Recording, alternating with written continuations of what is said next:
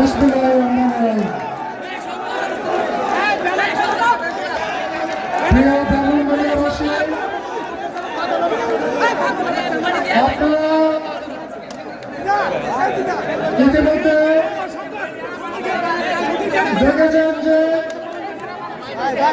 দীর্ঘ 5 বছর পরে অনেক তিতিক্ষার পরে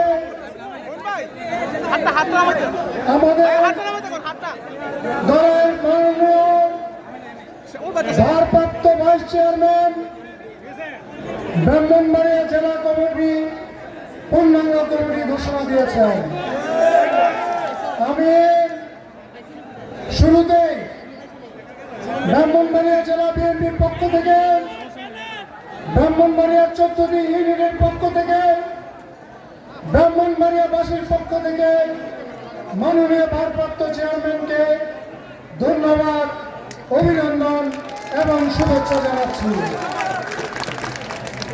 একই সাথে আজকে এই ব্রাহ্মণবাড়িয়ার 14টি ইউনিট থেকে আমাদের নেতা কর্মীরা আজকে অনেক কষ্ট করে মাননীয় ভারপ্রাপ্ত চেয়ারম্যানকে ধন্যবাদ জানানোর জন্য যে মিছিল করে এসেছেন, কষ্ট করে এসেছেন, সেই জন্য আমার পক্ষ থেকে, ব্রাহ্মণবাড়িয়া জেলা বিএনপির পক্ষ থেকে সকল নেতা কর্মীদেরকে আমি ধন্যবাদ জানাচ্ছি।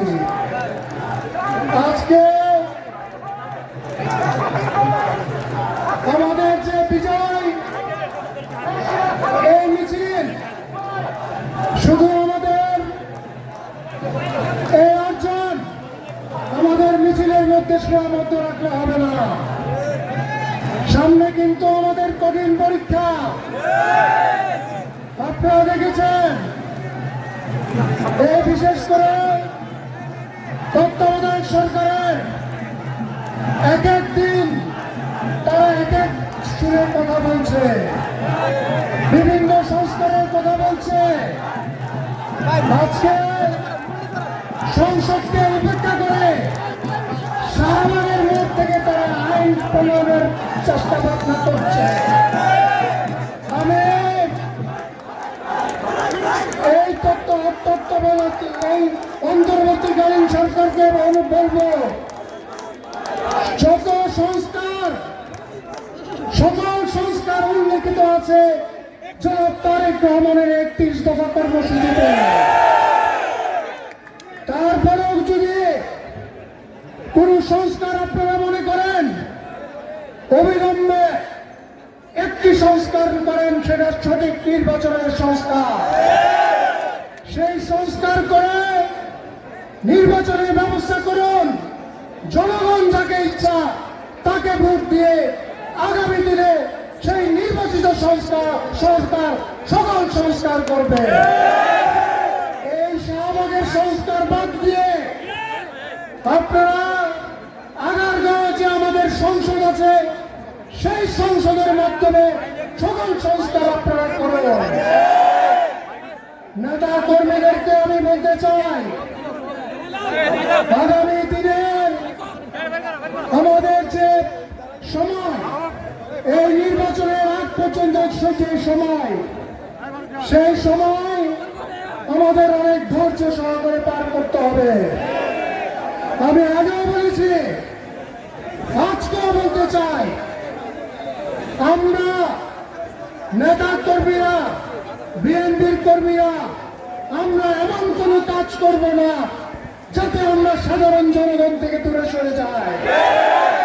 আপনারা দেখেছেন, এই আওয়ামী লীগ তিনটি নির্বাচন, 14 নির্বাচন, 18 নির্বাচন, 24 নির্বাচন, জনগণ ছাড়া ভোটারবিহীন নির্বাচনের মাধ্যমে তারা সম্পূর্ণভাবে জনগণ থেকে বিচ্ছিন্ন হয়ে পড়েছিল। যার ফলশ্রুতিতে এই জুলাই আগস্টের যে আন্দোলন, এই আন্দোলনে তাদের দলের নেতা কর্মীরা পর্যন্ত তাদের পাশে থাকে না। এই আন্দোলন, আমি আবারও বলি, এই আন্দোলন